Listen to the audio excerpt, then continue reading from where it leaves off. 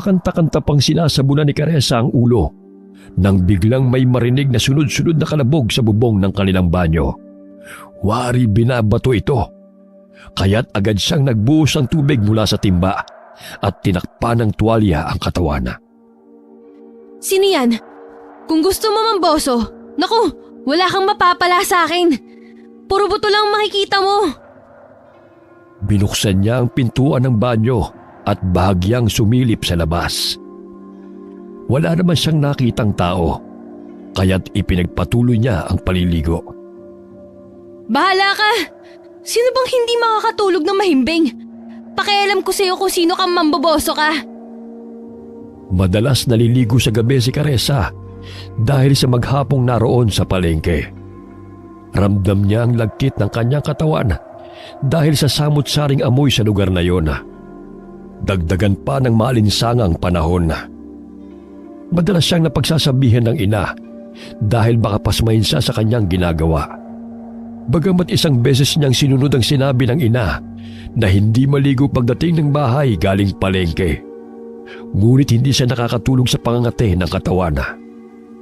Sa tuwing naliligo naman siya ay nagpapainit siya ng tubig upang maging maligamgam ang gagamitin.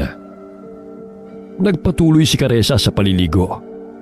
Maya-maya'y napahinto siya sa pagbuhos ng tubig nang maninag ang animoy nagbabagang mga mata na nakasilip sa butas ng pawid ng bubungana.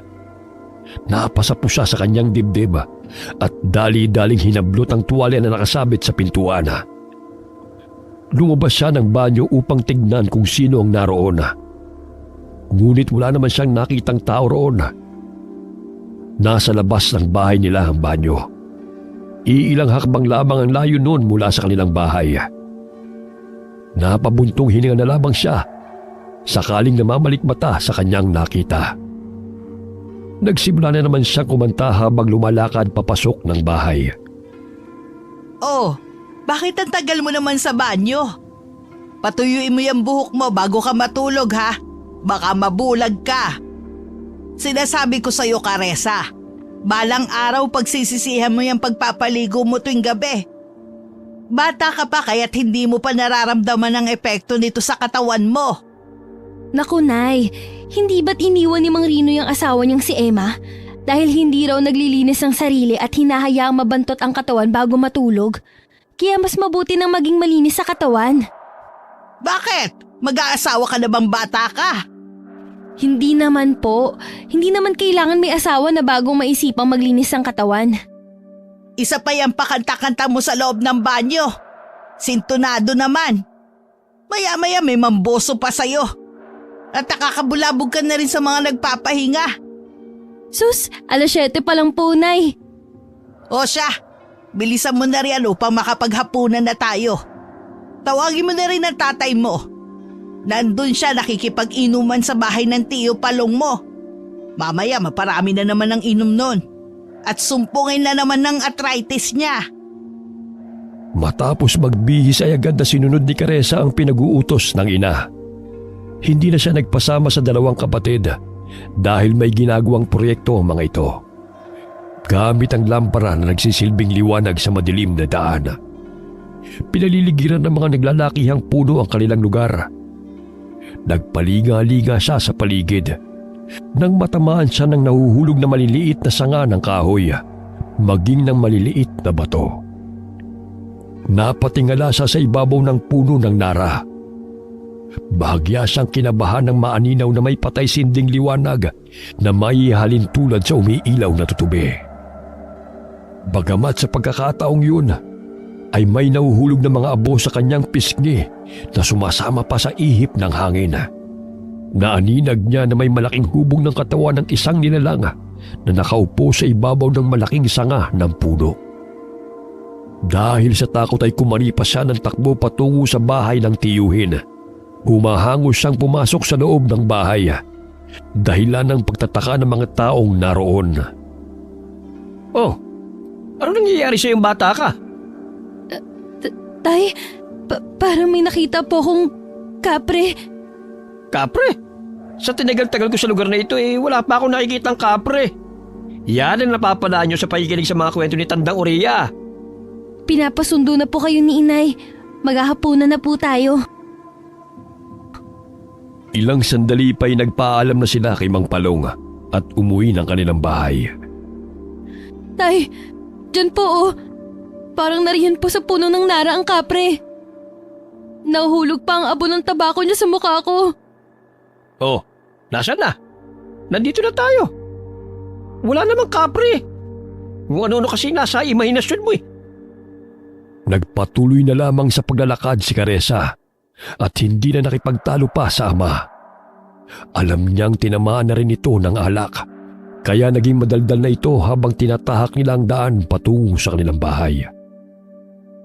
Bahagya siyang napalingon sa puno ng nara. Ilang sandali pa ay tumambad sa kanyang paningin ang kapreng humihit-hit ng tabako habang kumakaway sa kanya. Namilog ang kanyang mga mata at tila namanhid ang kanyang katawan. Binilisan niya ang paglalakad habang patuloy na kinikilabutan. Malakas niyang isinarado ang pintuan nang makarating na sila ng bahay. Maging ang kanyang inang si Nora ay nagtataka sa kanyang ikinikilos. Oh, ano nangyayari sa'yo? Kani-kanina lang masaya ka pa. Bakit ngayon tila hindi maipintay ang mukha mo? Nay, may kapre sa puno ng nara. Nakita ko po siya. Sus, wala naman ako nakita eh. Marahil umiira na naman ang imahinasyon mo.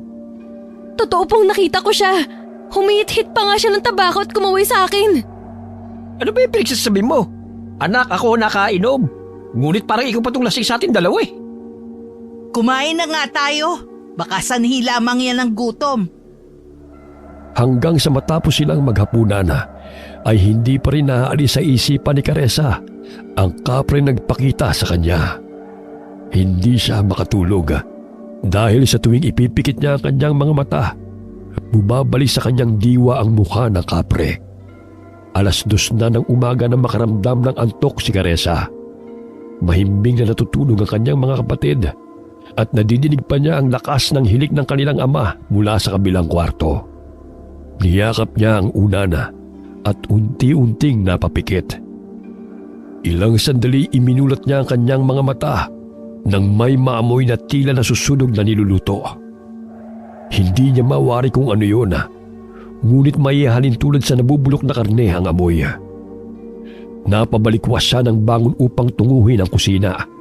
Baka hindi napatay ng kanyang ina ang apoy at nakasalang pa rin ang kaldero na pinaglutuan nito ng ulam. Wala naman siyang nakita, kaya't bumalik siya sa kanilang silid. Ilang sandali pa'y nawala ang mabahong amoy na kanyang nalalanghap. Hay, ano ba yan?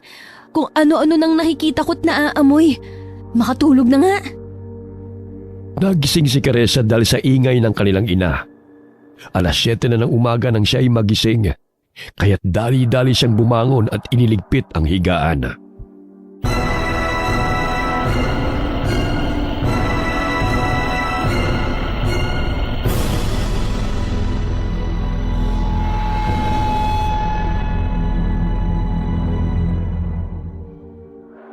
Ay naku, 7:00 na pala. Oh, hindi ka pa bababangon dyan, Caressa. 7:00 na. Marami ng tao sa palengke. Nauna na ang tatay mo roon, kaya mag-almusal ka na riyan at puntahan mo ang tatay mo. Opo, Nay. Matapos na maglinis ng katawan ay agad na tumungo ang dalaga sa palengke. Napadaan na naman muli si Caressa sa puno ng nara kung saan niya nakita ang kapre. Tumingala siya sa puno, ngunit kinilabutan lamang siya kahit wala namang siyang nakita. Bigla siyang nagulat na may tumamang bato sa kanyang ulo. Aray! Ano ba yun? Inis na sinapo ng dalaga ang tinamaang ulo. Maya-maya'y napansin niya ang bato sa kanyang tabi. Pinulot niya yun at napamangha sa kakaibang bato na kanyang natagpuan. Kulay abo at may kulay berde na kumikinang sa loob nito sa tuwing tinatamaan ng sinag ng araw. Napatingala muli si Caressa sa puno. Marahil ay pagmamay-ari yun ng kapreng naninirahan doon. Katulad na lamang na ikinukwento ni Tandang Uriya sa kanya. Lahat ng mga elementong naninirahan sa kalikasan ay may taglay ng mga bertud at mutya. Maswerte ang mga taong makakapagtangan ng mga bertud at mutya dahil magkakaroon sila ng kakaibang lakas, depensa at matutulungan sa nagbabadyang mga panganib. Ginagamit din ang mga ito laban sa mga masasamang nilalang kapag ang elemento nagtataglay nito ay ang mga puti ang gabay o ang mabubuti. Alam ko may naninirahan sa punong ito. Marahil ikaw ang may-ari ng batong to. Maaari ka namang magbigay na hindi nakakapanakit, di ba? Hindi yung basta-basta mo nalang ibabato sa akin. O siya, salamat pa rin dito, kaibigan. Patuloy pa rin kinakausap ni Caressa ang puno. Ngunit wala pa rin siyang nakikitang kapreng lumalabas doon. O Caressa, ano pang ginagawa mo riyan? Tanghali na hindi ka pa umaalis. Mamaya pagalitan ka na ng tatay mo. Aalis na po, Nay! Hindi na nagpatuloy sa pag-aaral sa kolehiyo si Caressa sapagkat pinipilit na lamang niya ang sarili hanggang sa makatapos ng sekundarya dahil aminado siyang mahina siya sa mga aralin. Masipag siya sa mga gawaing bahay at tumutulong sa kanyang mga magulang sa munti nilang negosyo sa palengke. Nagtitinda sila ng saging at mga itlog sa palengke. Naawa si Caressa sa kanilang ina dahil napilay ito buhat ng maaksidente sa sinasakyan nitong tricycle. Gayunpaman ay nagpatuloy pa rin itong magtrabaho sa palengke upang sila'y makapag-aral na magkakapatid. Kaya't na makapagtapos si Caressa sa sekundarya ay sinabi niya sa ina na siya na lamang ang tutulong sa palengke upang hindi na ito mapagod. Kahit sa bahay namamalagi ang kanilang ina, ay wala pa rin itong kapaguran sa pag-aasikaso sa pangangailangan ng kanilang pamilya. Naging kaibigan ni Caressa si Tandang Uriya na siyang nagtitinda ng mga kakanin malapit lamang sa kanilang pwesto. Nanghihilot din ng matanda at nanggagamot. Madalas din sila nagkukwentuhan sa tuwing siya ang nagbabantay sa kanilang mga paninda. Pagdating ng palengke, ay abala na sa pagtitinda si Mang Wilardo. Kaya tinulungan niya ang ama sa pag-aasikaso sa mga mamimili. Napapahikab pa si Caressa dahil siya'y inaantok pa rin. Tanghali ka na pumunta rito ngunit inaantok ka pa. Ay nako, Caressa, matulog ka ng maaga sa gayon makapagpahinga ka. Hindi yung madaling araw ko nang natutulog. Ngayon lamang po ito, Tay. Pasensya na po. Ikaw na muna magbanday dito dahil pupunta akong supplier ng mga itlog. 1 linggo na hindi pa rin nakaka-deliver Konti na lamang stocks natin. Kukulangin na yan pagdating ng linggo. Tumango si Caressa bilang tugon sa ama. Panay ang hikab niya dahil sa hindi mapigilan ng antok. Kaya't nagtimpla siya ng kape upang magsilbing pampagising. O anak, nag-iwan lamang ako ng ipangsusukli mo sa mga bibili Kinuha ko ng pera dahil may babayaran din ako sa kinuha natin ng saging. Sige po, Tay. Ako na pong bahala rito. Mag-ingat po kayo. Habang nagkakape, kinuha ni Caressa ang bato na kanyang inilagay sa loob ng kanyang bag at tinignan ito. Napansin niyo ni Tandang Uriya. Abay Ineng, saan mo nakuha ang butyang yan? May kaibigan ka palang kapre. Hindi mo sinabi sa akin. Natagpuan ko lang po to matapos na tumama sa aking ulo. Maswerte ka dahil ipinagkaloob niya yan sa'yo. Marami kang matutuklasan na kapangyarihang taglay ng mutyang yan. Sakaling makakuha ka ng tabako ng kaibigan mong kapre na tinatawag na abano salong, ilagay mo sa bote na may langis. Mabisang gamot yun sa sakit ng tiyan, na sanhi ng usog at iba pa. Totoo po ba, Lola? Kaso nga lang po natatakot po akong makita ang kapre na yun. Marahil kusa siya nagpakita sa akin noong nakarang gabi dahil siguro nabulabog siya ng sintonado kong boses. Bukas ang iyong ikatlong mata, kaya nakakita ka ng elemento. Huwag ka mag-alala, makakatulong yan sa'yo. Naku, Lola! Nakakatakot naman po. Parang ayoko na pong makita siya muli.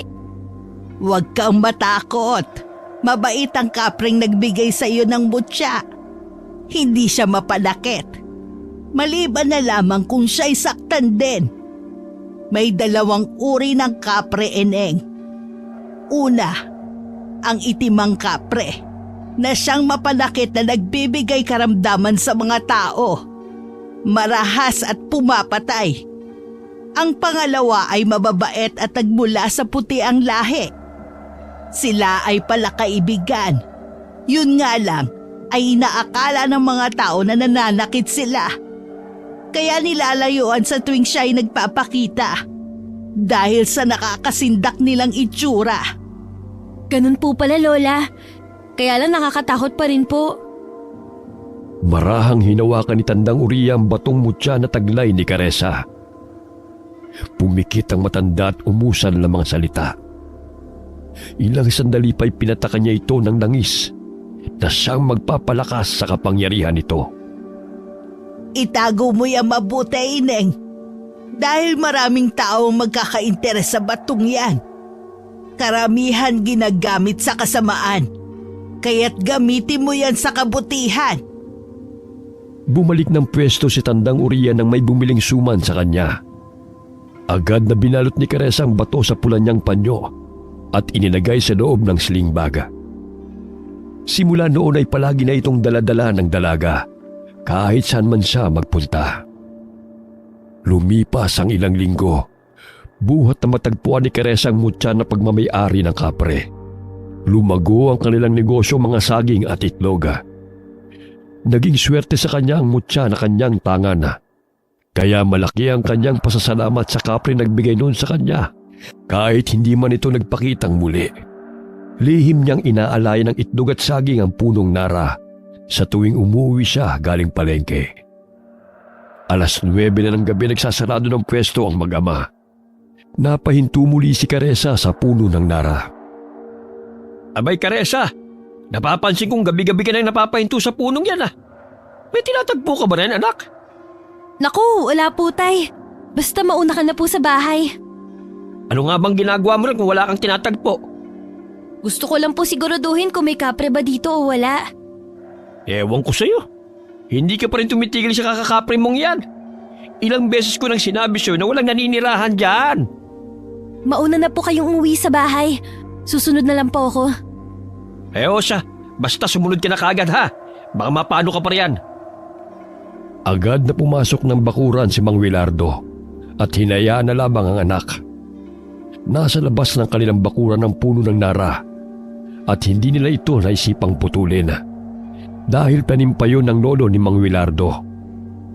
Mahigpit na hinabili ng lolo nito sa kanyang ama na huwag putulin ang puno ng Nara dahil yun ang kanilang tagapagbantay. Hindi lingid sa kaalaman ni Mang Wilardo ang sinasabing kapre ng anak. Ayon na rin sa kwento ng kanyang ama noong siya'y bata pa lamang. Ngunit hanggang siya'y tumanda ay wala pa siyang nakitang kapre sa punong yun. Bagamat palagi niyang nililinis ang palibot ng puno, kagaya na lamang ng habilin ng ama nito. Sinasabi niya sa mga anak na walang kapre doon upang hindi matakot ang mga ito. Ngunit may nakapagsabi na may elementong naninirahan doon. Subalit madalas nagpapakita lamang yun sa mga taong may masasamang hangarin upang manakot.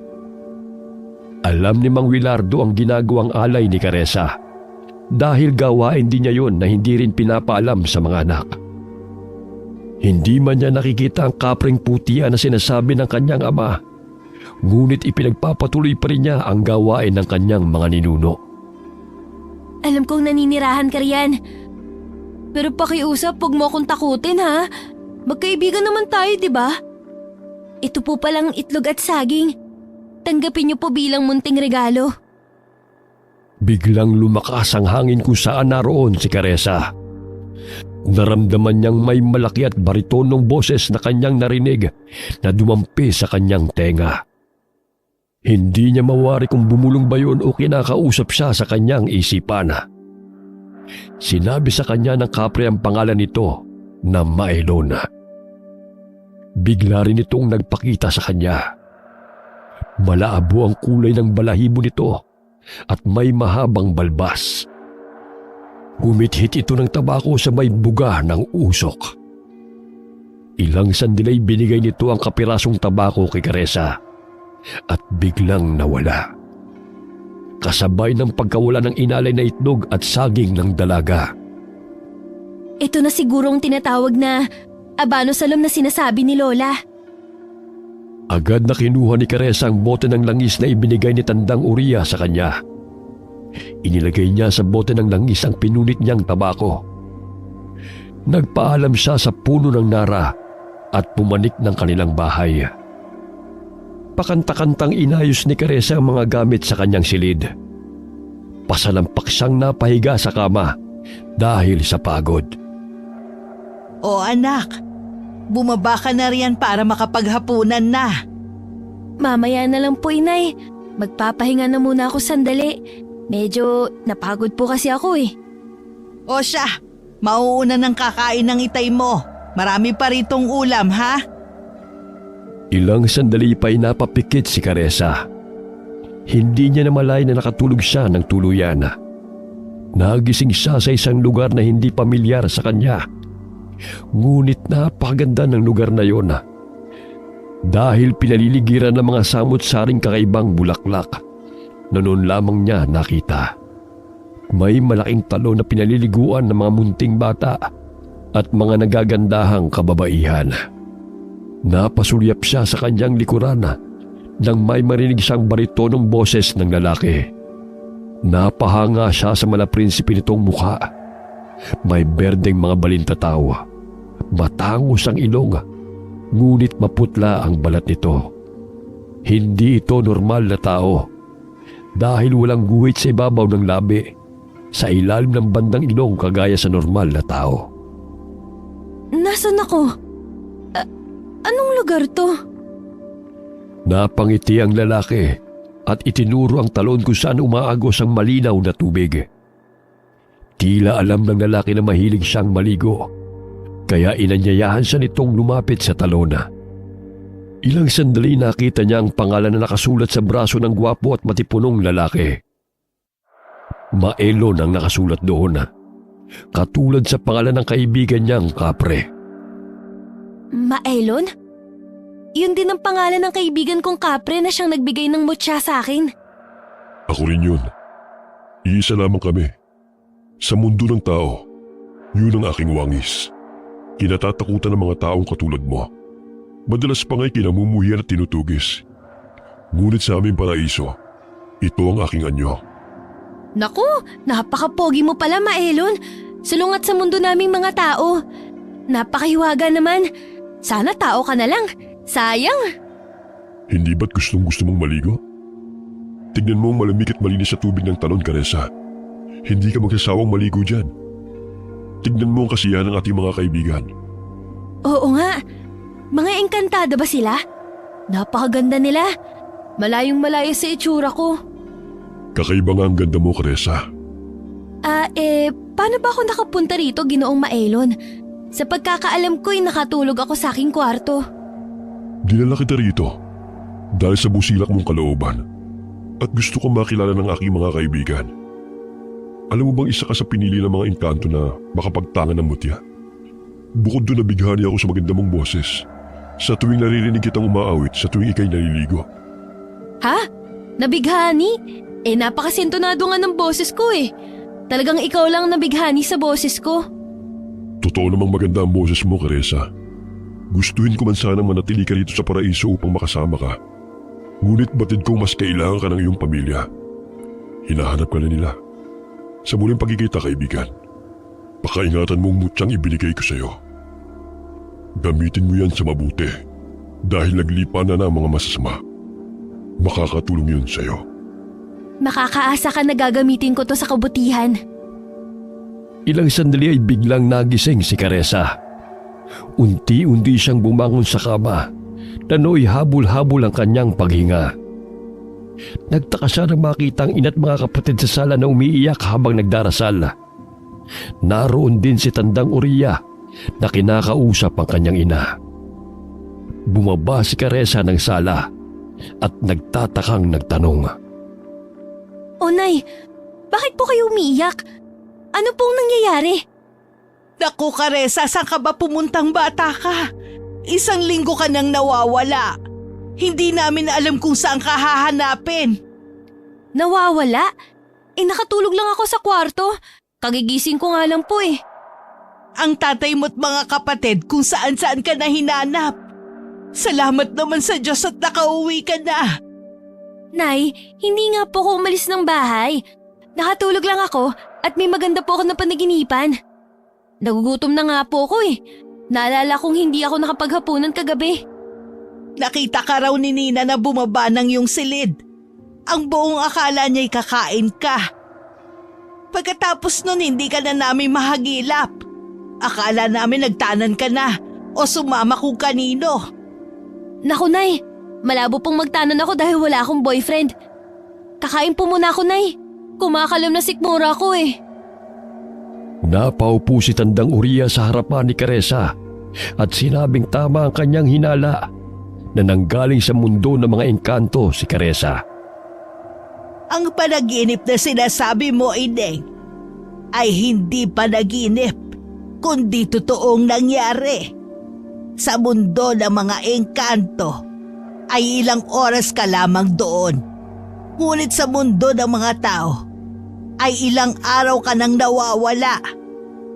Nangyari din yun sa akin bago ako naging manggagamot. Marahil isa ka rin sa pinili nila maging isang magaling na manggagamot. Talaga po, Lola? Wala po akong kaalam-alam sa mga panggagamot na yan. Kung hindi mo ako tinuturuan, hindi ko pa malalaman. Huwag kang mag-alala. Tutulungan ka ng iyong gabay. Ilang sandali pa'y pumasok si Mang Wilardo sa kanilang bahay. Baka sa mukha ng ama ang saya nang makita ang panganay na anak. Niyakap niya ito habang kumakain. Muntik nang mabulunan ng dalaga sa pagkakayakap ng ama. Tay, sandali lang. Mabubulunan pa ako niyan eh. Saan ka ba nagsususot na bata ka? Nakarating na kami sa kabilang baryo. Ayaw niyo pala akong mawala, Tay? Ganun mo ako kamahal? Naman, kayo ang bunga ng pagmamahala namin ng iyong ina. Kaya't mahal na mahal namin kayong tatlo.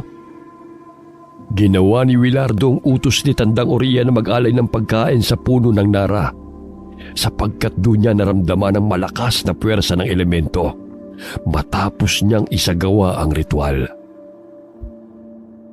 O sige, magpapaalam na ako. Narito na naman si Caressa. Mabuti naman at bumalik ka ng matiwasay, Ineng. Maraming salamat po, Lola Oria. Ipapahatid ko na po kayo kay Wilardo. Mag-ingat po kayo. Lola, maraming salamat po sa inyo. Bukas po magtitinda na po ako sa palengke. Magkikita naman po tayo ulit doon. Bago inihatid ni Mang Wilardo ang matanda, ay binigyan ng bigas at prutas ni Lora si Tandang Uriya bilang pasasalamat sa tulong ito. Sinabi ng matanda sa mag-asawa na nagustuhan ng kapre si Caressa. Sa tulong ng ritual na kanyang ginawa, ay nakiusap siya na ibalik nito ang dalaga at kusa namang ibinalik ng kapre si Caressa. Ilang araw matapos na nakabalik ng bahay si Caressa mula sa pagkawala, palago ng palago ang kanilang negosyo. Nakapagpatayo na rin ang tindahan ng bigas si Mang Wilardo at Aling Nora dahil na rin sa pagtutulungan nilang pamilya. Nakapagpaayos na rin sila ng bahay. Kahit na lumago ang kanilang negosyo, ay ginamit pa rin nila ang pera sa mabuting paraan. Tumutulong sila sa mga nasalanta ng bagyo o anumang sakuna, at pagbibigay ng bigas at itlog bilang donasyon sa mga tao. Gayunpaman, kahit anong buti nila, ay mayroon pa rin mga tao na gusto silang hilahin pababa. Nagkasakit ang anak ni Mang Alvaro. Si Caressa ang itinuturo nito na siyang dahilan ng salot sa baryo. Ayon sa lalaki, simula na mawala at bumalik ang dalaga, ay sunod-sunod na ang kamalasan na sinapit ng kanilang mga kabaryo. Marahil ay sinanla ng dalaga ang kaluluwa nito sa dyablo na siyang kapalit ng paglago ng pamumuhay ng pamilya nito. Ang pagkakaroon daw ng sakit ng mga tao ay siyang nagbibigay umano ng swerte sa pamilya ni Caressa. Hindi na matiis ni Mang Wilardo ang paninirang puri ni Alvaro sa kanilang pamilya, kaya't nagkasagutan ng dalawa at humantong sa pikunan. Sinuntok ni Mang Alvaro si Mang Wilardo sa pisngi, kaya't bumawi rin ang suntok si Mang Wilardo sa lalaki. Tinamaan si Alvaro sa sikmura, dahilan ng pagkatumba nito. Dahan-dahan ka sa pananalita mo. Kung umasenso man kami sa buhay, yun ay dahil nagsipag at nagsakripisyo kami. Lalo na mga anak ko. Hindi mo alam ang pinagdaanan namin bago namin na ituwid ang maliit na negosyong ito. Hindi namin kasalanan na kahit paano nakakaraos kami dahil sa aming pagtsatsaga at pagsisipag. Wala kang karapatang siraan ang pamilya ko, lalong-lalo na ang anak ko. Bakit? Ano bang ginawa mo para makakain ng pamilya mo? Hindi mo ba naisip na dahil sa pagiging batugan at makasarili mo'y nagkasakit ang anak mo? Mas inuuna mo pang sugal kaysa sa ilalaman ng sikmura ng iyong pamilya. Ilang beses na humingi ng bigas at itlog yung panganay mong anak dahil wala raw kayong makakain. Tapos ito pa igaganti mo sa amin? Wala kang kwentang tao! Tama na po, Itay! Makakasama po sa inyo yan! Sige na po, ilayo niyo na si Mang Alvaro dito. Pakiusap. Maraming nakiusyoso sa kumusyong naganap. May ilang tao ang naniwala sa sinabi ni Alvaro. Ngunit karamihan ay nasa panig ng pamilya ni Mang Wilardo. Tay, hayaan niyo na po sila. Hindi mo naman kailangan patulan pa si Mang Alvaro eh. Alam mo naman ang ugali nun. Kung hindi lamang talaga ako naaawa sa mga anak niya, hindi ko nabibigyan pa ng makakain ng mga yun eh. Ngunit ang pagiging batugan ng magulang ay ang mga anak ang nagsasakripisyo. Kaya nga po napakaswerte namin sa inyo ni Inay. Dahil binigyan kami magkakapatid ng mga magulang na masisipag at mapagmahal. Habang umuwi galing palengke, napadaan si Caressa at Mang Wilardo sa bahay ni Mang Alvaro. Narinig nilang umiiyak ang pangalawang anak na si Katie. Tay, maari po ba tayong huminto saglit? Baka napano na po ang mga bata. Hindi na po kasi pangkaraniwang iyak yan eh. Naku anak, alam mo naman kung ano nangyari sa amin kanina ni Alvaro, hindi ba? Hayaan mo na lamang sila riyan. Baka pag-ilitan na naman tayo ng baliw na yon. Nagkataon na lumabas ng bahay ang bunsong anak na lalaki. Tinanong siya ni Caressa kung naroon ba ang mga magulang nila at kung napano ang kanyang kapatid. Umiiyak na sinabi ng bata na wala doon ang kanilang ama at silang apat lamang ang naroon. Dahil ang kanilang ina ay isang buwan nang lumuwas ng Maynila upang magtrabaho bilang katulong at hindi pa bumabalik. Dinala ni Caressa ang isang sipi ng saging at isang dosenang itlog sa magkakapatid. Sa pag-aakalang nagugutom lamang ang mga ito. Nagulat siya nang bumungad sa kanyang paningin ang kalunos-lunos na kalagayan ng batang babae. Tay, halika po rito. Naku, tignan niyo po si Katie. Agad na bumaba ng tricycle si Mang Wilardo at tinungo ang kubo. Doon niya nakita ang kaawa-awang kalagayan ng bata. Lumulubong tiyan at maraming pantal sa katawan. Naglalaway rin ito na animoy isang asong baliw. Kailangan na yung dalhin sa ospital. Nako, kailan pa ba nangyari yan sa kanya? Umiiyak na sumagot ang panganay na si Miguel na 3 araw ang nakakalipas matapos silang mangahoy sa kasukalan. Sa puno ng malaking mangga kung saan pinutol nila ang sanga upang gawing uling. Wala na silang pagkain kaya naisipan nilang mangahoy upang pagkakitaan. Simula noon ay kung ano-ano na ang nakikita ni Katie hanggang sa magkaganyan. Tay, kailangan na magamot ni Lola Oria si Katie bago mahuli ang lahat. Ang sabi ng apo niya kanina pinuntahan nito ang pamangkin dahil manganganak na yon. Ilang bundok pang tatahakin bago makarating sa naturang lugar. Naku, paano ba to? Kailangan ng malapatan ng gamot ang batang to. Kinuha ni Caressa ang bote ng langis na may abano sa lom. Biglang umihip ang malakas na hangin. Batid niyang ginagabayan siya ng kanyang gabay na si Maylon. Nadidinig niya ang baritono nitong boses na sumasambit ng orasyon at tinuturuan siya nito kung paano ang gagawin. Sinusunod niya ang katagang sinasambit ng kapring si Maylon. Matapos nun ay pinahid niya sa lumulubong tiyan ni Katie. Inutusan niya si Miguel na magpainit ng tubig upang ipainom sa kapatid at panlinis sa madungis na katawan nito. Nilagyan niya ng asin ang maligamgam na tubig na pinainom kay Katie. Nanlilisik pa ang mga mata ng bata at malakas na tinabig ang baso. Nagpupumiglas ito at malakas ang boses na kumakawala sa bibig ng batang babae. Inumin mo to, Katie, para gumaling ka. Huwag mo hayaan na mangibabaw ang kapangyarihan ng masamang nilalang na yan. Umalakhak ang bata at dinuduraan pa sa nito ng itim na likido. Sumagi sa isipan ni Caressa na may nabulabog ang mga bata na itim na kapre, kaya't gusto nitong maghiganti sa mga bata. Sinira ng mga ito ang kanyang tahanan at nasugatan ito sa bandang paa nang hatawi ng batang babae ang sanga gamit ang itak. Binudburan ng asin ni Caressa ang ulo ng bata, maging ang buo nitong katawan. Gayon na lamang ang palahaw ng bata dahil sa nararamdamang sakit. Ngunit hindi yun boses ni Katie, kundi pagmamay-ari ng itim na kapre. Sa tulong ng puti ang gabay, naway tulungan mo ko upang lisanin ng masamang elemento ang katawan ng batang to. Pilit na pinainom ni Caressa ang maligamgam na tubig na may asin at pinataka ng langis na may sangkap na abono sa halom ang bata. Nang malunok yun ni Katie, ay unti-unting huminto ito sa pagpupumiglas. Tinulungan ni Mang Willardo ang anak upang painumin si Katie ng dinasalang tubig hanggang sa maubos ng bata ang isang baso. Ilang sandali umihi si Katie ng itim at mabahong likido na maihahalin tulad sa nabubulok na laman ng hayop.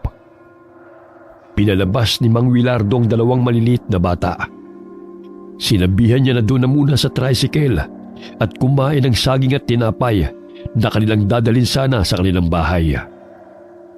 Unti-unting lumiit ang tiyan ni Katie at umaliwalas ang mukha nito. Nilinis ni Caressa ang katawan ng bata at agad na binihisan. Nasaan na bang tatay niyo? Nakakain na ba kayo? Umiiyak na napapailing na lamang si Miguel at sinabing hindi pa umuwi ang kanilang ama mula nang umalis ito kaninang umaga. Ilang araw na silang hindi kumakain ng maayos at tanging iilang pirasong kamoting kahoy lamang ang kanilang pinaghati-hatian. Inutusan ni Caressa si Miguel na linisin ang papag na tutulugan nilang magkakapatid upang makapagpahinga na si Katie. Si Mang Willardo ay nagsaing upang makakain ng mga bata. Niluto na lamang ng Ginoo ang bigas na dadalhin sana sa kanilang bahay. Nakalimutan ni Mang Willardo ang galit kay Mang Alvaro. Nang ibabaw ang awa niya sa 4 na bata na pinabayaan ng mga magulang ng mga ito. Pinakain niya ng lugaw si Katie upang hindi mabigla ang tiyan ng bata. Ilang sandali dumighay ito at nagkaroon ng lakas dahil sa nagkalaman ng kumukulong sikmura. Kaawa-awang mga bata. Kumain lamang kayo ng kumain. 1 tray ng itlog yan. Bukas, Miguel, magtrabaho ka sa bigasan. Sa gayon ay hindi na kayo manghihingi ng pagkain at kung saan-saan pa kayo mapapadpad. Laking pasasalamat at labis ang tuwa ng binatilyo nang marinig ang sinabi ni Mang Willardo. Matapos nilang kumain ay nagsipaghanda na sila upang matulog. Ayan, may bigas na kayong isasaing bukas at may itlog. May sabon na rin para may gagamitin kayo sa pagligo. Sa gayon hindi na kayo madungis. Napangiti ang mga bata at napayakap kay Caressa. Maging kay Mang Willardo'y mahigpit ding napayakap ang mga bata.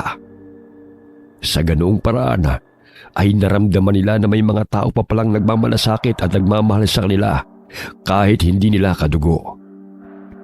Kinaumagahan ay maagang naghintay si Miguel sa bigasan ni Mang Willardo. Masaya niyang binati ang matandang lalaki nang makita niya ito. Napabuntong hininga si Mang Willardo nang makita ang suot na damit ng binatilyo. Malinis nga, ngunit parang basahan na rin dahil sa punit-punit na ito. Hindi rin magkapares ang suot nitong tsinelas at pudpud na rin. Kaya binilhan niya si Miguel ng damit at tsinelas na may susuot. Ay nako, nakakalungkot bang isipin na may mga irresponsable talaga mga magulang? Mailuwan lamang ibahala na ang mga bata. Basta-basta na lamang pinababayaan. Masisipag naman sila, tay. Iyon nga lang kulang lang sa gabay. Bahagyang napatigil si Caressa sa pagsasalita nang biglang sumakit ang kanyang tiyana. Napansin niyang matalim na nakatitig sa kanya ang babae na napadaan sa harapan ng kanilang tindahan. Walang salita ang kumawala sa babae, ngunit mababanagang mabagsik nitong itsura. Tatawagin sana siya ni Caressa upang tanungin kung ano ang kailangan nito. Subalit bigla na lamang itong naglaho sa kanyang paningin nang makipaghalubilo sa mga mamimili. Aray! Ang sakit ng tiyan ko. Oh, baka may nakain ka at hindi ka natunawan. Uminom ng gamot si Caressa, ngunit hindi pa rin napapawi ang sakit. Ginamitan siya ng itim na kapangyarihan upang lapatan ang sakit. Kinuha niya ang langi sa kanyang baga at marahang hinaplos yun sa kanyang tiyana. Unti-unting bumuti ang kanyang pakiramdam. Naaninaw niya muli ang babae, ngunit sa pagkakataong yun ay mababanaag ang pagkainis sa mukha nito, bagamat napapansin pa rin ni Caressa na napasulyap ito sa kanyang kinaroroonan. Hindi niya kilala ang babae, kaya laking pagtataka niya kung bakit gano'n na lamang ito kumakatingin sa kanya. Maya-maya'y dumating ang apo ni Tandang Uriya. Ilang araw na rin hindi nakikita ni Caressa ang matanda na napapagawi sa palengke. Boy, kamusta na si Lola Oria? Bakit hindi ko na siya nakikita? Sinabi ng binatilyo na hindi pa umuwi sa kanilang bahay si Lola Oria. Maging sila'y nagtataka na rin dahil 1 linggo na buhat nang umalis ito sa kanilang bahay upang puntahan ang manganganak na pamangkin sa kabilang bundok. Kaya't naisipan na ng kanyang ama na sunduin si Tandang Uriya. Baka napano na ito sa daan. Bahagyang kinabahan si Caressa nang marinig yun. Hanggang sa lumipas ang araw, ay hindi mapakali si Caressa sa pag-iisip tungkol sa matandang kaibigan. Bigla siyang nakaramdam ng paninindig ng balahibo sa hindi may paliwanag na kadahilanan. May naaaninag siyang itim na anino na sumasama sa mga mamimili sa palengke. Hindi niya maintindihan ang kanyang nakikita. Ilang sandali pa ay umalingaw-ngaw sa kanyang pandinig ang tinig ni Tandang Uriya na humihingi ng tulong. Tinakpan niya ang kanyang 2 tenga, ngunit patuloy pa rin niyang naririnig ang boses ng matandang babae. Caressa, mag-iingat ka. Naglipa na ang mga masasama. Hindi ko nakayanan ng puwersa na kanyang pinakawalan. Tibayan mo ang iyong loob. Bata ka pa. Kaya mo pa silang labanan. Gagabayan ka ng aking kaluluwa. Napatay lang nila ang aking katawan, ngunit hindi ang aking isipan. Lola Oria! Sigaw ni Caressa habang pinipilig-pilig niya ang ulo. Ang lahat ng mamimili sa kanyang harapan ay tumingin sa kanya. Nagulat ang mga ito sa kanyang sigaw. Oh, anak, ano nangyari sa'yo? Wala nga rito si Tandang Uriya ang sabi ni Boy. Pasensya na po, tay. May naalala lang ako. May bumabagabag ba sa'yo, anak? May gusto ka bang kainin? Magpapabili ako kay Miguel. Wala po. Magkakape na lang po ko, tay. Baka pagod lang po to. Sige, magpahinga ka na muna. Kami na lamang dito ni Miguel. Kahit mainit ang tinimplang kape, ay tuloy-tuloy pa rin ang paghigop ni Caressa. Hindi niya alintanang init na dumadaloy sa kanyang lalamunan dahil sa naghalong takot at pangambang nararamdaman. Nakatulog si Caressa sa silya habang nakaupo sa kanilang tindahan. Paulit-ulit na sumasagi sa kanyang balintataw ang mukha ni Tandang Uriya at ng babaeng kanyang nakatitigan sa palengke. Bigla siyang napabalikwas ang siya'y magising. Tagaktak ang kanyang pawis dahil hindi niya maipaliwanag kung bakit paulit-ulit na sumasagi yun sa kanyang isipan. Masamang pangitain ba to? Ang huling panaginip ko ay nung naroon ako sa paraiso ng mga engkanto. Pero hindi yun basta panaginip lang, kundi totoong nangyari. Ano kayang gustong pahiwatig ng panaginip kong ito tungkol kay Lola at sa babae?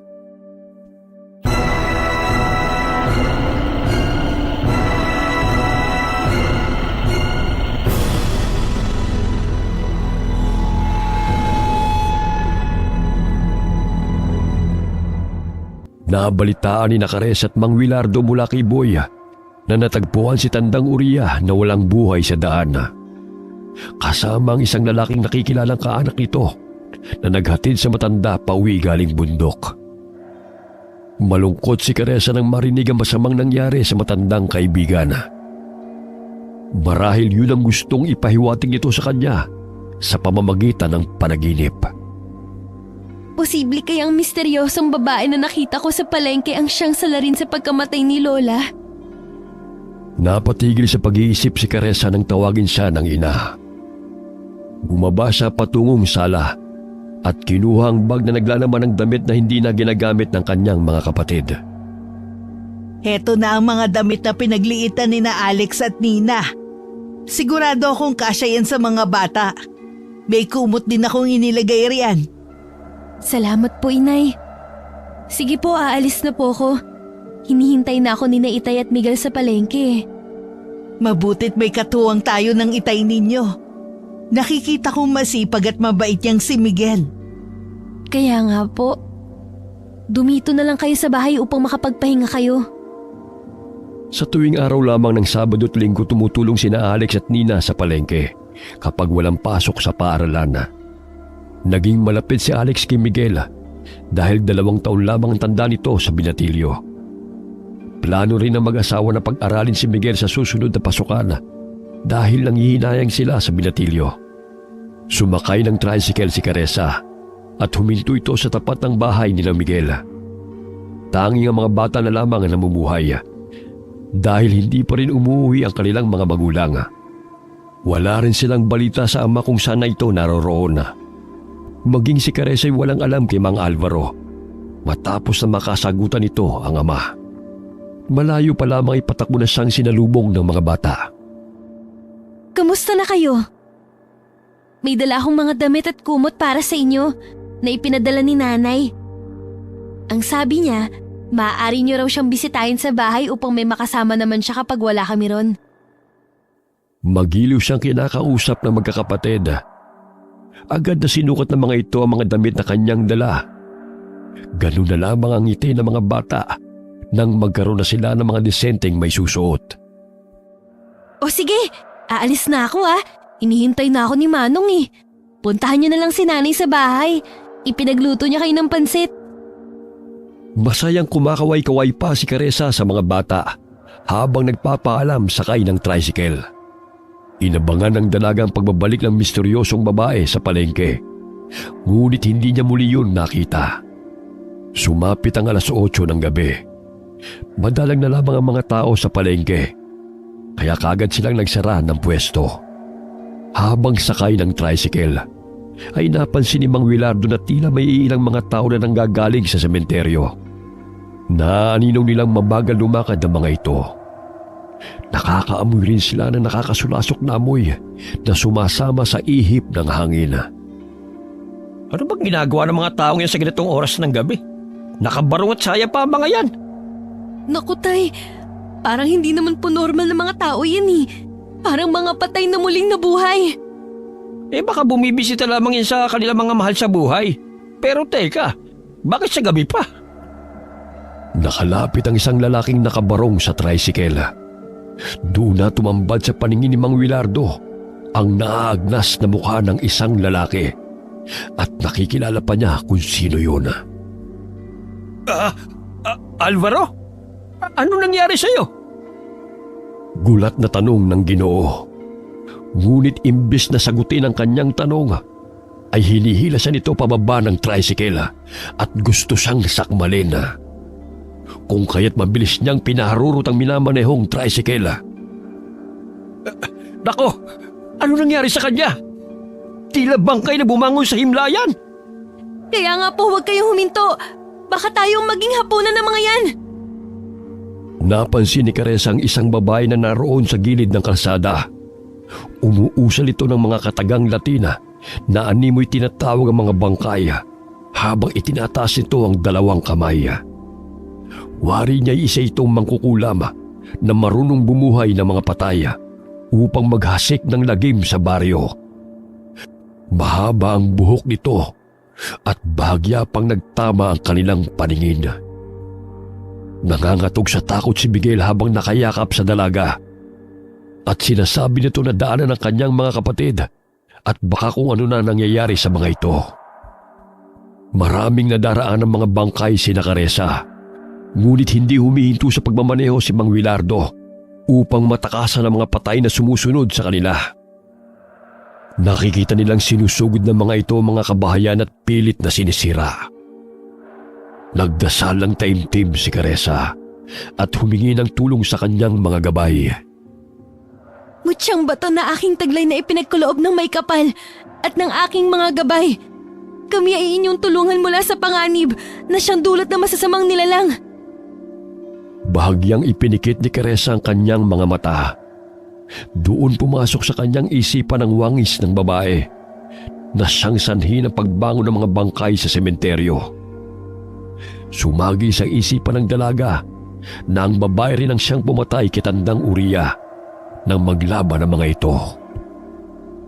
Kailangan mo siyang matalo upang mawala ang sumpa na kanyang pinakawalan. Naghihiganti siya sa mga tao dahil sa pagkamatay ng kanyang asawa at anak. Napaslang ko ang kanyang aswang na asawa na sumugod sa bahay ng aking pamangkin. Ang babaeng yan ay isang aswang na magkukulam na nagtudulot ng sakit sa mga taong naninirahan sa kabundukan. Tinutugis siya ng mga tao, kaya tumakas sila ng kanyang anak. Bagamat nang mapunta sila sa bayan, ay nasagasaan ang trak ang kanyang anak at binawian ng buhay. Umalingaw-ngaw ang tinig ni Tandang Uriya sa pandinig ni Caressa. Napaisip ang dalaga kung paano niya ito malalabanan. Gayong maraming bangkay ang naroon sa daan. Napahinto si Mang Willardo sa kubo na tinitirhan ng magkakapatid upang sunduin ang mga bata. Ngunit wala na roon sina Katie. Siguro sa bahay po sila dahil sinabi kong puntahan nila si nanay. O sige, kumapit kayo. Dahil hinahabol pa rin tayo ng mga pisting mga bangkay. Ay, ano ba nangyayari sa mundo? Tay, tingnan mo! May masasagasaan ka! Pagewang-gewang ang tricycle na minamaneho ni Mang Willardo. Mabuti na lamang ay naiwasan niyang humarang na bangkay sa kanilang daraanan. Ngunit nasagi niya ang nakalaylay na ulo nito, kaya tumalsik pa rin ang malansang dugo sa harapan ng tricycle. Patuloy na umiiyak si Miguel dahil sa takot. Gamit ng bakal ay pinaghahampas ni Caressa ang mga kamay ng mga bangkay na kumakapit sa tricycle. Parami ng parami ang mga bangkay na lumalabas sa nicho. Narinig nila ang taong humihingi ng tulong habang sinusugod ng bangkay. Kitang-kita ng mag-ama kung paano lapain ng mga ito ang biktima. Maging si Mang Willardo ay natakot sa kaligtasan nilang mag-ama. Ngunit hindi pa rin siya tumigil sa pagmamaneho ng tricycle. Winakwak ng mga bangkay ang tiyan ng lalaki at hinalukay ang laman loob nito. Pinagsaluhan nilang lantakan ang laman ng lalaki. Tumatalsik pa ang sariwang dugo ng biktima nang kagatin ng babaeng bangkay ang leeg nito. Halos masuka si Caressa sa kanyang nakita. Tinakpan niya ang mga mata ni Miguel. Sa gayon ay maibsan ang takot ng binatilyo. Ayos lang ba kayo riyan mga anak? Kumapit kayong mabuti. Hindi ako magpapauli sa mga demonyong yan. Kumusta na kaya mga kapatid at ang inay nyo? Pinapanalangin kong nasa mabuti po silang kalagayan. Naway ligtas po sila mula sa malaaswang na mga patay na yan. Binilisan ni Mang Willardo ang pagmamaneho ng tricycle. Wala siyang pakialam kung masagasaan niya ang mga bangkay na nakaharang sa kanilang dinadaanan. Mabuti na lamang ay hindi pa nakakarating ang mga ito sa kanilang bahay. Ngunit sinusundan sila ng mga ito. Napasulyap si Caressa sa puno ng nara nang mapadaan sila roon. Kaibigang Maelon, tulungan mo kami mula sa panganib at sa mga bangkay na binuhay ng babaeng kampo ng demonyo. Mahinang kataganan na ibulalas ng dalaga. Malakas na busina ng motorsiklo ang pinakawalan ni Mang Willardo upang agad silang pagbuksan ni na Aling Nora. Mabuti na lamang ay alerto ang anak na si Alex, kaya agad na nakapasok ang tricycle. Dali, ikandado mong tarangkahan anak bago pa sila makapasok.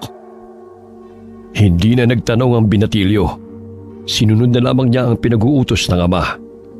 Bagamat bago pa niya tuluyang maisarang tarangkahan, ay may naaaninaw siyang iilang tao na paika-ikang lumalakad sa daan. Muling sinuri ni Caressa ang tarangkahan kung naisara yun ng kapatid bago pumasok ng bahay. Oh, bakit ganyan ang itsura ninyo? Bakit umiiyak sa takot si Miguel? Mamaya na namin ipapaliwanag, Nay. Ikandado nyo na mabuti ang mga bintana at pintuan para walang makapasok na masasamang nilalang. Narito ba mga kapatid ni Miguel? Nandun sa bakanting kwarto. Mahimbing na natutulog. Mabuti naman kung ganon. Sabihin nyo nga sa akin kung bakit kayo nagkakaganyan. Pati ako natataranta ng hindi ko alam ang dahilan eh. Ako hindi ko rin maipaliwanag eh. Basta na lamang bumangon ng mga patay sa sementeryo. Sumusugod sila sa mga kabahayan. Kung sino man ang kanilang nakakasalubong o nahuli, kanila kinakain. Nakita ko rin kanina si Alvaro na nooy puno ng dugo ang muka. Wala sa kanyang katinuan at gusto kong sakbalin. Diyos ko naman! Ano na ba ang nangyayari? Ano na ang gagawin natin ngayon? Ilang sandali pa'y narinig nila ang mga kalampag na ginagawa ng mga binuhay na bangkay.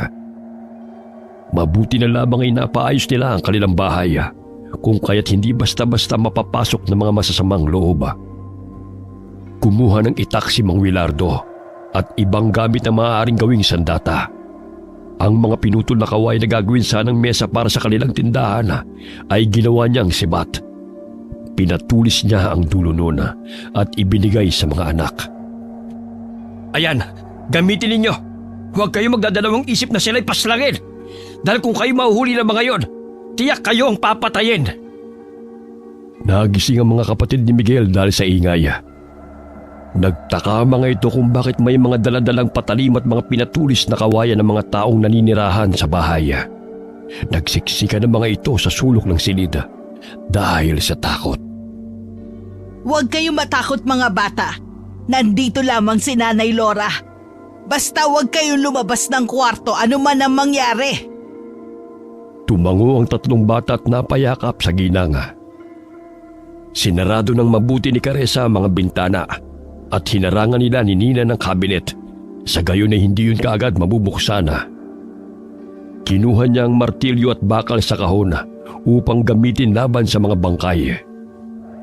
Maya-maya'y narinig ni Caressa ang sigaw ng kanilang kapitbahay.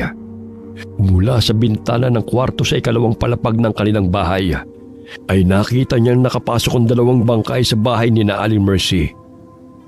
Namilog ang kanyang mga mata nang matanaw na sinasakmal ng bangkay si Aling Mercy habang hinaharangan nito ang dalawang anak upang hindi mahablot ng dalawang bangkay na gustong pumatay sa kanila.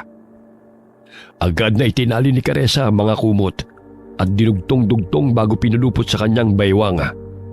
Ilang sandali itinali niya ang dulo ng kumot sa paanan ng kama. Lumabas siya ng bintana at dahan-dahang lumakad sa pader. Pumasok siya sa bintana ng bahay ni na Aling Mercy upang tulungan ang mag-iina. Habang abala ang dalawang bangkay sa paglapa sa katawan ng ginang, dali-daling tinawag ng dalaga ang dalawang bata na naroon sa sulok ng kwarto. Halina kayo mga bata! Bago pa kayo maabutan ng mga bangkay na yan! Umiiyak ang mga ito, kaya't agad niyang kinarga ang dalawang bata sa kanyang likuran at tagiliran. Nandilat ang mga mata ni Caressa nang makitang napatigil sa pagkain ng isang bangkay at natuon ang pansin nito sa kanila. Marahan itong tumayo at lumapit. Hinila nito ang bunsong anak ni Aling Mercy. Gamit ang martilyo ay buong lakas na pinukpok ni Caressa ang ulo nito ng paulit-ulit hanggang sa mabasag niya ang bungo nito. Bitiwan mo siya! Bumalik kayo sa sementeryo kung saan kayo nakahimlay! Doon kayo nararapat!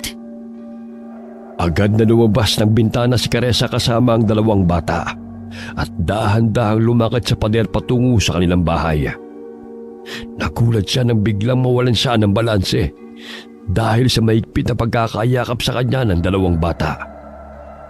Akmang babagsak sila sa ibaba ng pader Bahagyang nakaramdam ng takot si Caressa dahil may 3 bangkay na nag-aabang sa kanila roon.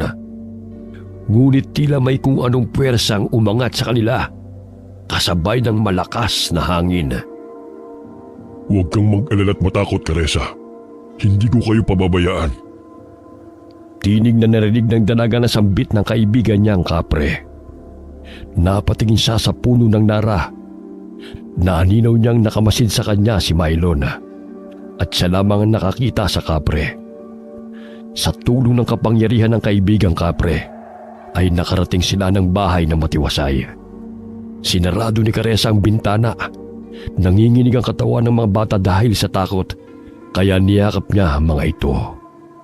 Naaaninaw rin niya na patuloy na nilalabanan ng kanilang mga kapitbahay ang mga bangkay na lumulusob sa kanilang mga tahanan. Diyos ko, bakit nabuhay ang mga patay sa sementeryo? Tila mga aswang sila na nangangain ng laman. Katapusan na ba ng mundo? May bumuhay po sa kanila. Ginamitan ng kapangyarihang itim upang maghasik ng lagim. Sino namang kampo ng dyablo yan? Paano siya mapipigilan? Gagawa po ako ng paraan upang matapos ang kahibangan ng babaeng yun. Nay, kayo na pong bahala sa mga bata. Tutulungan ko lang po sina Itay sa baba. Mag-ingat kayo, anak. Pinapanalangin kong matatapos na itong masamang bangungutan nangyayari. Bumaba ng bahay si Caressa.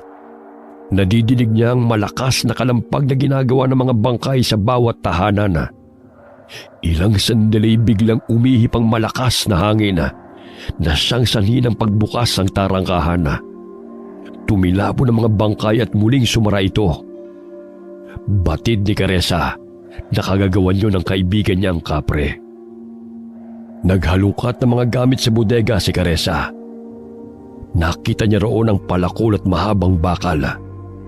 Naisip niyang harapin ang babaeng nagsasagawa ng ritual. Kailangan kong talunin ang babaeng yun upang pigilan siya sa kanyang kasamaan. Marami nang nadadamay.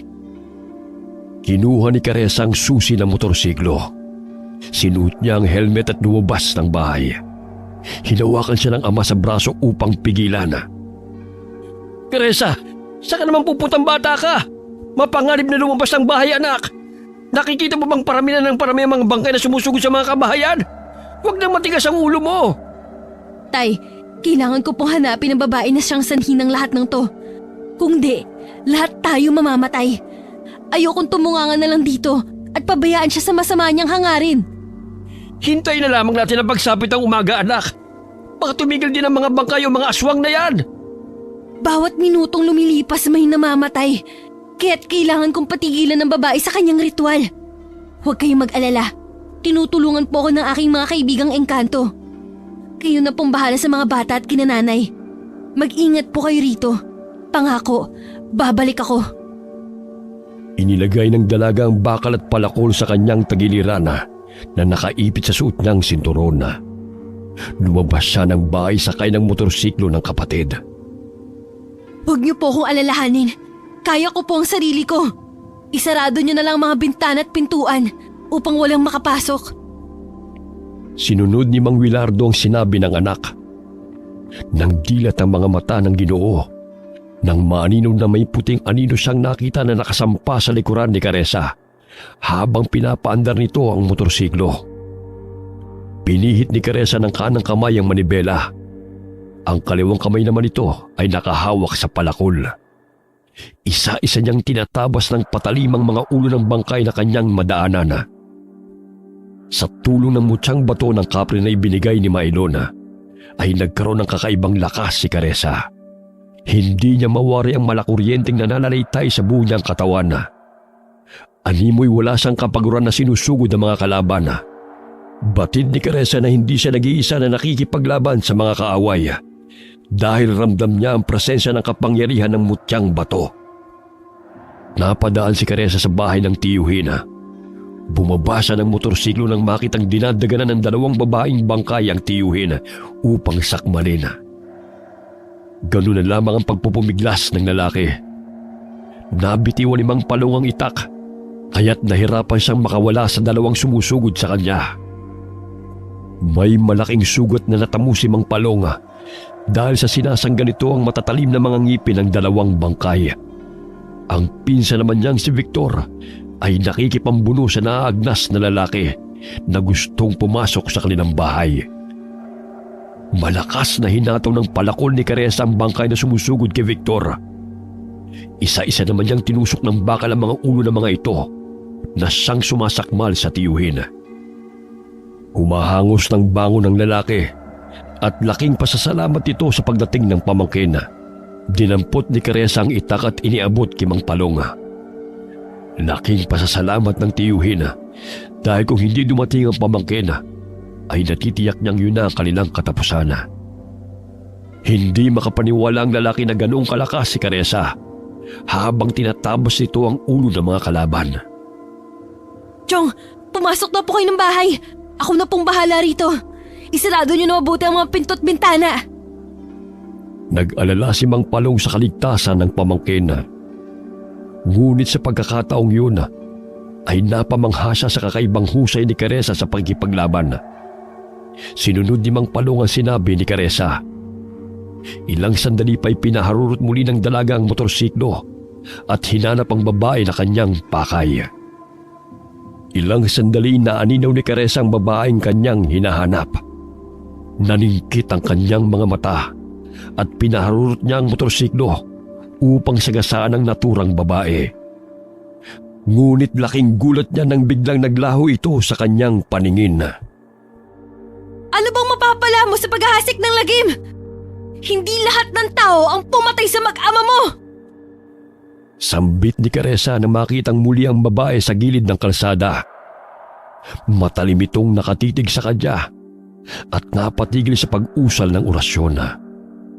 Biglang lumakas ang hangin at umalingaw-ngaw sa paligid ang nakakasindak na tinig ng babae. Walang sino man na makakaligtas sa aking pag-iigante.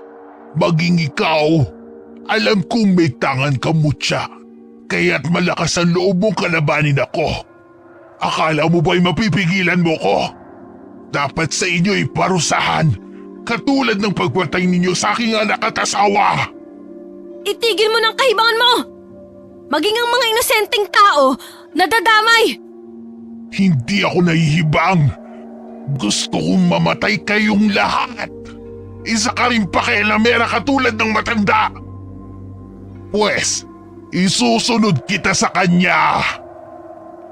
Iwinagayway ng babae ang dalawa nitong kamay. Kasabay nun ay ang pag-ihip muli ng malakas na hangin. Naramdaman ni Caressa na umaangat ang motorsiklo na kanyang sinasakyan. Naninaw niya na tila lumilipad siya sa ere. Ilang sandali ay biglang binaba ng babae ang kamay nito, kasabay ng malakas na pagbagsak ng motorsiklo at ni Caressa. Namilipit sa sakit ang dalaga nang madaganan siya ng motorsiklo. Ngunit pinilit niyang tumayo. Yan ba ang lakas na ipinagmamalaki mo sa akin? Paano mo ko matatalo niyan? Lalampalampa ka! Mga kampon ng kadiliman, ipatikim sa babaeng yan ang bagsik ng itim na kapangyarihan! Itinuro nito si Caressa, kaya't gano'n na lamang ang paglapit ng mga bangkay sa dalaga. Pinaligiran ng mga bangkay si Caressa, kaya't nasisiguro ng babae na wala nang takas si Caressa sa kanyang mga kampon. Sige! Luray-lurayin ninyo ang kanyang katawan! Sa gayon ay maranasan niya ang paghihirap sapagkat yan ang nababagay sa mga taong humahadlang sa akin. Simutin ninyo ang laman ng pakialamerang babaeng yan! Pahalakhak na tugon ng babae. Ilang sandali na milog ang kanyang mga mata nang isa-isang bumubulagta sa lupa ang mga kampo nito. Isa-isang lumulusot sa mga bungo ng mga ito ang tubong bakal at palakol na sandata ng dalaga. Tumatalsik pa ang malalapot at masangsang na mga dugo ng mga ito. Tinadyakan ni Caressa ang katawan ng babaeng bangkay na kanyang sinaksak. Yan lang ba ang pwersa ng mga kampon mo? Ang hihina naman! Tumakbo si Caressa paikot-ikot sa babae. Maging siya hindi makapaniwala sa tuloy ng kanyang pagtakbo. Animoy walang kapaguran ng kanyang mga paa at hindi lumalapat sa kalsada. Hinampas niya ang babae gamit ang hawak niyang sandata. Gamit ng orasyon na pinapakawalan ng kalaban, kaya't hindi ito tinatamaan ng dalaga. Kailangan mong kunin ang itim na bertud na kanyang taglay. Ang pagkakaalam ko'y binaon niya yun sa kanyang katawan. Tinig ni Tandang Uriya na bumubulong kay Caressa. Nagkaroon ng pagkakataon na makalapit si Caressa sa babae. Patuloy niya itong hinahataw ng sandatang kanyang hawak. Ngunit maliksing umiilag ang babae. Ilang sandali bagyang napatigil si Caressa nang maninaw ang maliit na itim na bato na nakabaon sa noo nito. Batid niyang yun ang bertud na sinasabi ni Tandang Uriya. Akmang hahatawin na sana niya yun ng palakol. Ngunit biglang nagbago ang wangis ng babae sa kanyang harapan. Nakita niya ang mukha ng kanyang ina. Wag anak, ako to ang nanay mo. Wag mo ako saktan. Nay, paano kayo napunta rito? Ilang sandali napansin niyang napangisi ng nakakaloko ang kanyang ina. Malakas siya nitong sinakal at nananambitan ng latin na mga kataga. Bitiwan mo ako! Hindi ikaw si nanay! Hindi niya ako magagawang saktan! Isa kang malaking hangal! Akala mo ba'y basta-basta mo akong mapapatay? Isa ka palang baguhan na nakakapagtangan ng mutya. Walang sino man ang makakatalo sa akin! Hindi ikaw o sino man! Bumabao ng mahabang kuko ng babae sa leeg ni Caressa. Napapikit ang dalaga dahil hirap siyang makahinga. Ilang sandali itinaas niya ang hawak niyang bakal at sinaksak yun sa tagiliran ng babae. Bigla siyang nabitiwan ito nang makaramdam ng sakit. Habol-habol ni Caressa ang paghinga na lumayo sa babae. Nagngingit-ngit sa galit ang mangkukulam na nakatitig sa dalaga. Sinakop ng kulay itim ang mga balintataw nito at paulit-ulit na umuusal ng orasyon. Wala ka nang magagawa upang pigilan ako! Papatayin ko kayong lahat! Malakas na humalakhak ang babaeng mangkukulam. Nagpalinga-linga si Caressa sa paligid. Naririnig niya ang paghingi ng tulong ng mga tao, kasabay ng ilang sunod-sunod na putok ng barela. Nangamba si Caressa sa kaligtasan ng kanyang pamilya, sapagkat palakas ng palakas ang kapangyarihan ng babae. Wari niya sa tuwing may mamamatay ay lumalakas ang mangkukulam dahil hinihigop nito ang enerhiya ng mga napapaslang na tao. Kuyom ang kamaong tumakbo si Caressa patungo ng motorsiklo at pinaandar niya yung muli. Hindi ko hahayaan na magtagumpay ka! Sisiguraduhin kong matatalo kita! Pinaharurot ni Caressa ang motorsiklo patungo sa babae. Walang pagdadalawang isip na sasagasaan niya ito. Biglang nagbago na naman ang anyo nito bilang si Mang Willardo. Ngunit hindi na nagpadala si Caressa sa panlilinlang ng babae.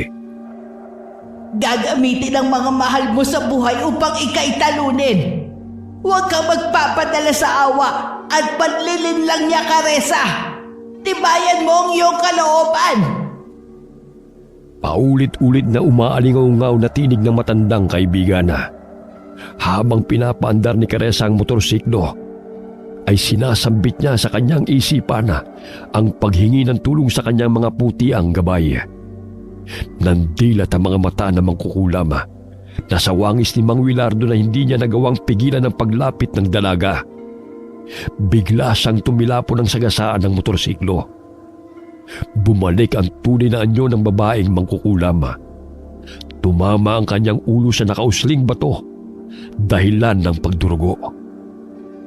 Lapastangan kang babae ka! Sino ka upang kalabanin ako? Hinding-hindi ko hahayaan na matatalo ako ng isang katulad mo! Bukod sa pagiging mangkukulam, ay isa rin itong aswang. Unti-unti itong nagbago ng anyo bilang malaking lobo. Nakausli ang matatalim na pangil at mga ngipin nito at may mahabang sungay. Mabalasik ang mga mapupulang mga mata nito. Gamit ang buntot nito ay malakas niyang hinampas si Caressa. Mabuti na lamang ay mabilis na pinaharurot ng dalaga ang motorsiklo, kaya't hindi siya tinamaan. Malaki rin ito kumpara sa pangkaraniwang lobo. Palakas ang kapangyarihan niya. Maelon, Lola Oria, pakiusap tulungan niyo ako sa maaari kong gawin. Gayo hindi lamang siyang aming kaaway, maging ang mga bangkay na lumulusob sa mga kabayan. Ilang sandali napansin ni Caressa ang ilang mga tao na nagsilabasan sa kani-kanilang tahanan. May bit-bit na mga patalima upang labanan ng mga bangkay na aswang. Nagkaroon ng lakas ng loob ang mga mamamayan na makipaglaban upang supili ng kasamaan. Maya-maya'y natanaw ni Caressa ang umiilaw na motorsiklo ng ama. Kasama nito si Alex. Ang mga bangkay na kanilang nadadaanan ay tinutusok nila ng pinatulis na kawayan, kaya't bumubulagta ang mga ito sa kalsada. Anak! Hindi ka namin pababayaan! Nandito kami upang tulungan ka! Sigaw ni Mang Willardo habang pinapaandar ang tricycle. Hindi mapakali ang ama sa pag-iisip kung napano na ang anak, kaya't napagpasahan itong tulungan si Caressa. Napatay nila ang mga bangkay na umaligid sa kanilang bahay sa tulong ng kaibigan nilang kapre. Tumambad sa mga mata ni Mang Willardo kung paano ibagsak sa lupa ng kapre ang mga bangkay at putulan ng ulo. Doon na pagtanto ng Ginoo ang sinasabi ng kanyang ama't lolo na mabuti ang kapre na naninirahan sa punong nara malapit sa kanilang bahay. Samantala, nagngingit-ngit sa galit ang aswang na lobo nang makita na isa-isang bumubulagta ang kanyang mga kampon sa kalsada. Dahil sa pagkamatay ng mga bangkay at wala ng taong napapaslang, ay hindi na nadadagdagan ng enerhiyang nagpapalakas sa kanyang kapangyarihan. Sinugod niyang muli si Caressa, ngunit maliksing na kailag ang dalaga sakay ng motorsiklo.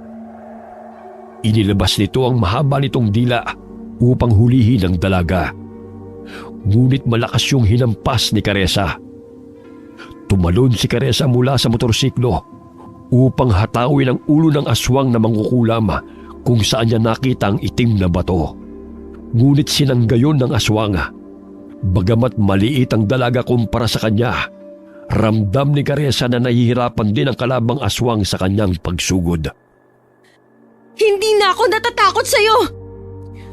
Kung ang kamatayan ko ang siyang magpapatigil sa kasamaan mo, handa akong mamatay! Ngunit sisigurduhin kong matatalo mo na kita! Akala mo ba'y hahayaan kitang matalo ako? Sisiguraduhin kong hindi ka sisikatan ng araw kasama ang pamilya mo! Dinuraan nito si Caressa sa mukha. Animoy asido ang laway ng aswang nang dumampi yun sa balat ng dalaga. Hindi nagpatinag si Caressa sa hapdi na kanyang naramdaman. Malakas niyang tinadyakan ang aswang na mangkukulam, kaya't bahagya siyang nakalayo. Umikot ang dalaga at buong lakas na hinataw ng palakol ang ulo ng kalaban. Tinamaan ito sa noo, dahilan na tumalsik ang dugo nito. Muntik nang tamaan ng itim na bertud. Kailangan ko pang galingan sa pag-asinta sa noo ng halimaw na yan.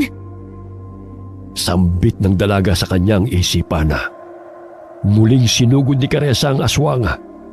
Ngunit sa pagkakataong yun, ay lumapat sa kanyang leeg ang matalim na mga kuko nito.